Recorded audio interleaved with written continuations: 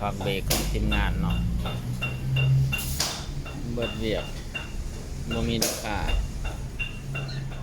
าไม่เข้าแล้ว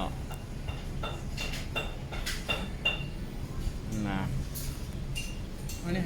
มันมีในแบบนั่นเอกสารไปกับคุณชิว ฮะ มีไปได้หักได้จ่าย มีเบิดนะตัวเฮาเฮ็ดไป มี ไปต่อสุขภาพ เจ้าได้เบิ่งบ่ตอนเอาไปเปิดธนาคาร บึ้งเดี๋ยวก็จะรู้เอาให้เบิ่ง ฉะนั้นแล้วเจ้าก็บอกแล้วว่าเขาจะได้ใบตัวนั้นหน่อยสิ ขอขนมจีนเปล่าให้คุณยายแล้วก็เอาไปแมงลักกับมะระ ใบอิหยังก่อนใบอิหยังก่อน แมงลักอีตู่ โอ้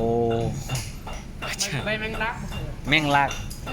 ก็ เค ได้ขู่ได้มาเปิดแล้วก็เจ้าสิเอิด แล้วก็จะเป็นอะไรนะมะระลวกมันเลย ใบแมงลัก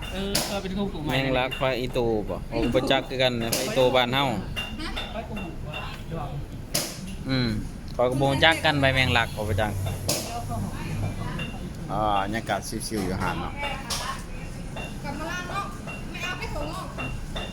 เอาอะไรเอาไปแมงลักกับมะระลวกแล้วก็ขนมจีนเปล่า1 กระทงให้คุณพิชิโนเอา1 กระทงเลยใช่ไหมค่ะ5 ถุงเลยนะคะเอาเนี่ยไปทำได้หน่อยเดียวก็คือ1 กินเอง ชิวๆ